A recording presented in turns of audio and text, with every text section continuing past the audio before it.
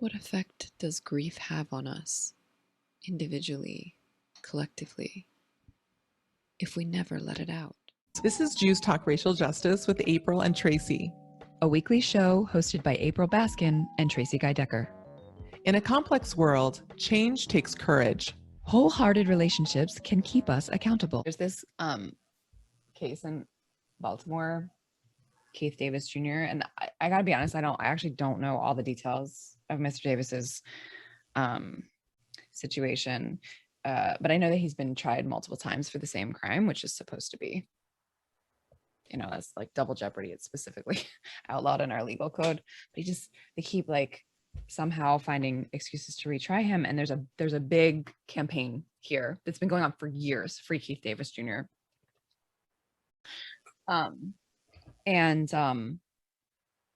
His case in particular is one of the reasons that our state's attorney, Marilyn Mosby, has been getting a lot of flack from activists.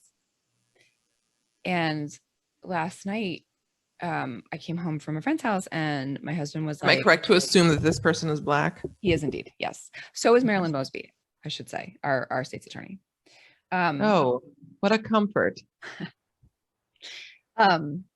So that doesn't mean it doesn't mean anything necessarily much until I know. It means nothing. It means nothing until I know what. It actually does mean something, but I don't know if it's good, bad, or unlikely, neutral, depending upon where she is, where her analysis is, where her commitments are. Yeah. So I came home from a friend's house last night and my husband was like, our listserv, people on our neighborhood listserv, like, they're like, somebody's knocking on door. Like, what is their problem? Like, just calm down. And so I looked at the email and somebody was like, a man, he's like 6 feet and he's like knocking on doors and talking about free somebody. Did anybody else get this? And like, they're like, Black man's knocking on the door. I assume actually she didn't say Black. I'm just assuming because she named his height. And then somebody else was like, yes, they left this door knocker and it's a door knocker about Keith Davis Jr. And I was like, oh, like, clearly not paying attention because like there are Baltimore activists in my Twitter feed whose like Twitter handle is Free Keith Davis. Like, this is like a big campaign in the city. And so I just wrote back and I was like, clearly not paying attention. You mean the neighbors are clearly not paying attention. The neighbors are clearly not paying attention to politics in the city. And so I wrote back they can afford not to, apparently. Right. So I wrote back to the listserv and I was like, this case is like a big deal and it's been a travesty of justice from what I understand, which is admittedly is not much. But there's an active campaign that's been going on for years. And so you may or may not be swayed by what this gentleman has to say about the Keith Davis Jr. case, but there's nothing nefarious about it. Like, he's just trying, he's like, he's an activist. He's an advocate. That's it. Like, calm down. Like, just tell him to be on his way, but like, you don't need to be sending stuff to listserv about it. And generating fear, fear and hysteria. Yeah. It was just one of those moments that I was shaking my head. I don't know what else to say about it, but it was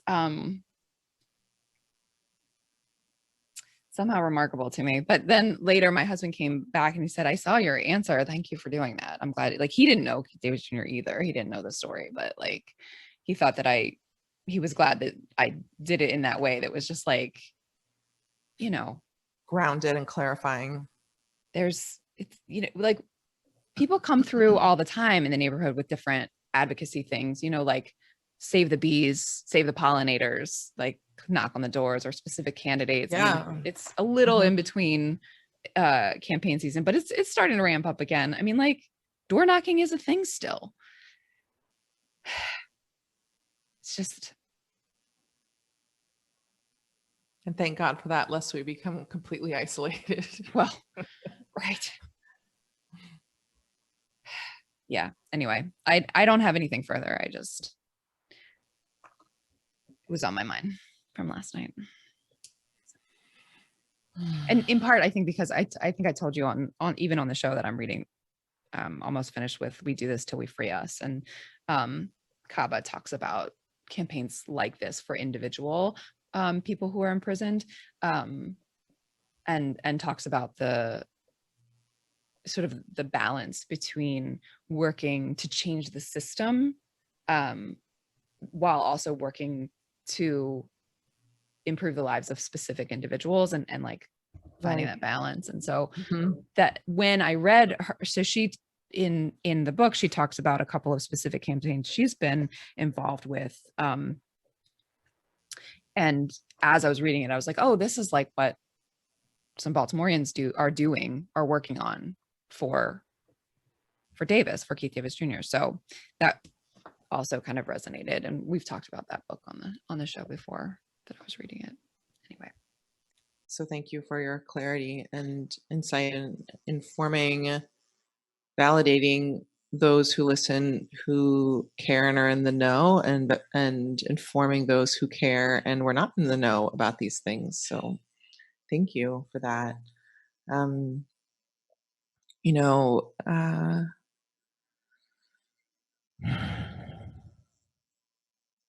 I remember toward the final stretch, I was informed of the impending wrongful execution of Troy Davis, and I'm reminded of that since they share a last name, and I'm just filled with sorrow. Yeah.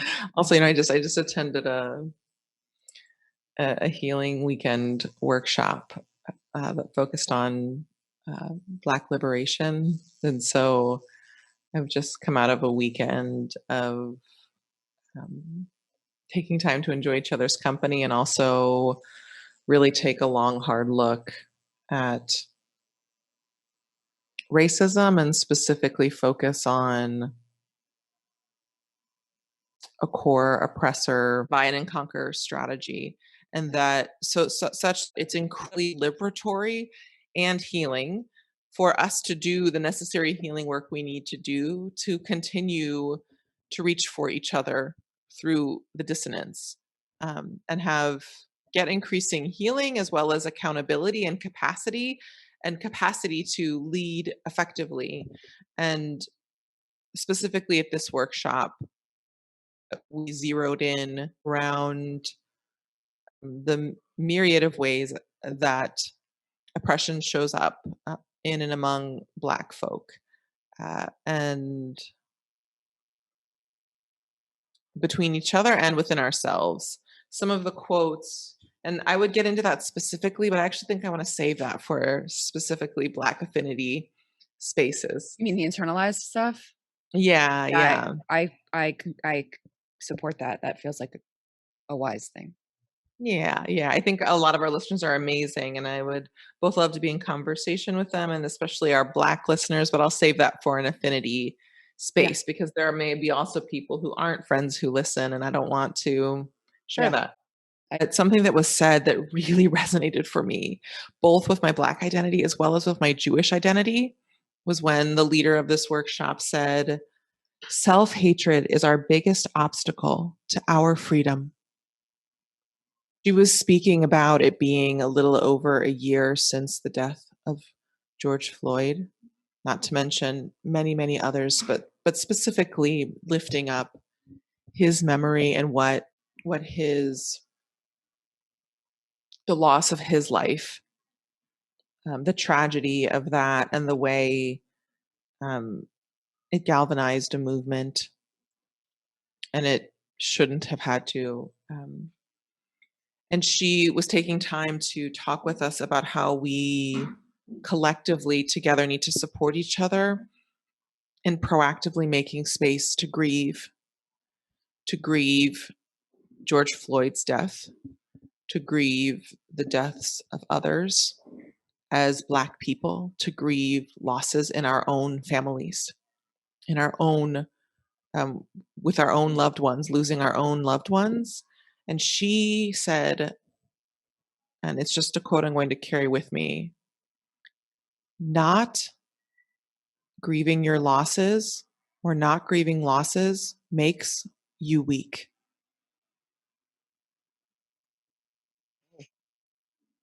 right? So we have to grieve our losses, and we have had many.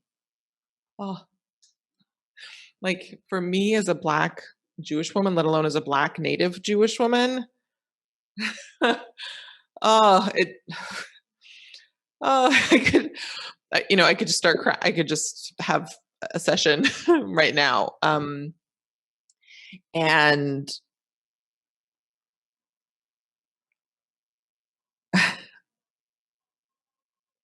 I'm going to say that again. Not grieving one's losses makes them weak. Not grieving your losses makes you weak.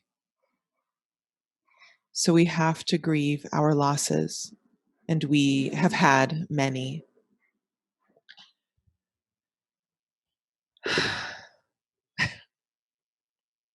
Wow. I was talking about this with my mom the other day. I forget the exact context, which maybe it will come to me because I think it's relevant. And I think we've mentioned this before, but it just can't be mentioned enough. Oh, I remember. My mother was in a conversation. She's a change agent and leader. She doesn't think of herself that way, but she is. She's like resistant to. So let's see who just does work in earnest and just likes to do it and fly under the radar. So sorry that I'm talking about you on my podcast, Mom. Love you. And she was talking with a Muslim. I can't remember if he was Palestinian American or Muslim, or just a Muslim leader in an Arab heritage Muslim leader in Northern California, who asked her, can you explain to me? I'd like to get a better sense of what's happening in Israel from a Jewish perspective, from somebody I respect and trust. That was the context for it, which is a whole other conversation, which I'm not going to fully dive into. But well, it was fascinating. But one of the things that she noticed in her conversation with this respected leader was that, and colleague with whom she works, was that she took time in the conversation to explain a Jewish terror that exists, not for every Jew, but explaining what a small teeny, less than 0%, like less than 1%, less than 1% of the human population, and that combined with the extensive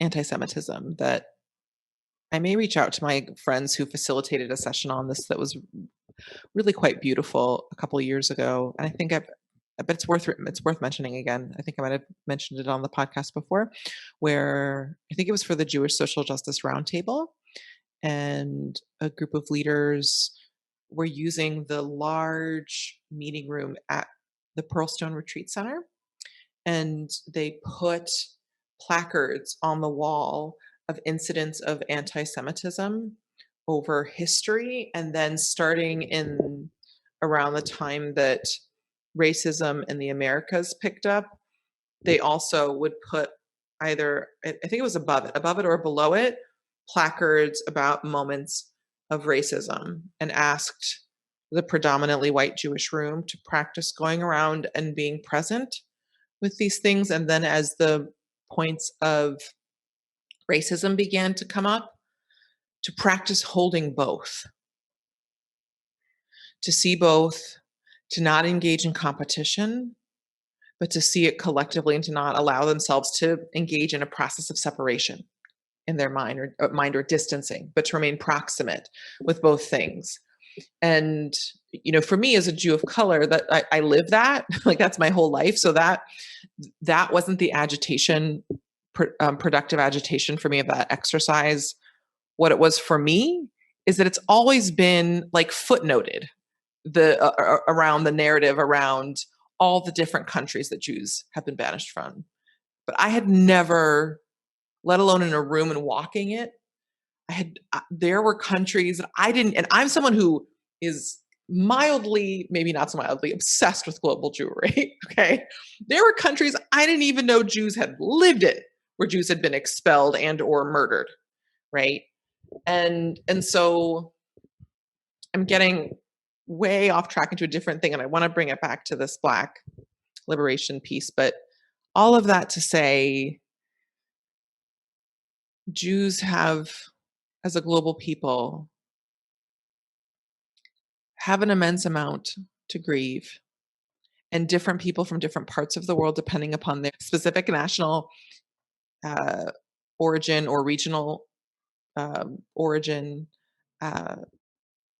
may have more or less, but from a perspective of peoplehood, of being a part of a people over the globe, worldwide, I like the thoughts that stayed in my mind or that came out of looking at that is like, no wonder this is in our bones.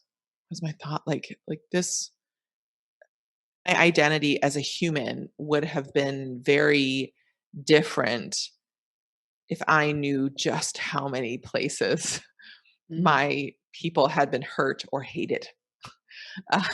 Um, Worldwide, like anytime I had a geography lesson, anytime I learned about international hit, like, and so this is an endless well. And I think I'm just flagging this as something for us as a pair and as a partnership to continue to return to, because I'd never heard that said before. And I believe there's a lot of truth in what this Black liberation teacher was teaching, who I think I can say her name, but I want to check in. The teacher, often from whom I learn in this healing space, she has a public persona. And so I want to be mindful about that. But if later, if I verify that it's okay for me to cite her, we'll add her name in the show notes. But just for me, for every facet of my identity, and I think for us collectively, and even if we think about this, like we kind of stumbled upon this, and so maybe we can revisit it later. But even for the country, like I just want to read it again and think about this in the context of the United States and what our country has been through around the wars, around genocide, attempted genocide of indigenous peoples, around enslavement and the holistic dehumanization that did for everyone involved. Not grieving your losses makes you weak. We have to grieve our losses, and we have had many. Any final thoughts before we join our team in a team meeting, Tracie? I am looking forward to coming back to it, because I think that some of the insights that you were just lifting up and making feel really relevant to some of the public arguments about how we talk about American history. They're happening right now in Great. legislatures and in the Twitterverse and whatever. It just feels really, really resonant to me with the ways in which we're so unsure of how to and troubled by our history that we're actually afraid to teach it. And that Right. feels really relevant to what you just said about not grieving losses making us weak. So stay tuned, beloved friend, for part 2 of this conversation with Tracie and me. Thanks for tuning in. Our show's theme music was composed by Elliot Hammer. You can find this track and other beats on Instagram at Elliot Hammer. If this episode resonated with you, please share it and subscribe. To join the conversation, visit JewsTalkRacialJustice.com, where you can send us a question or suggestion, access our show notes, and learn more about our team. Take care until next time, and stay humble and keep going.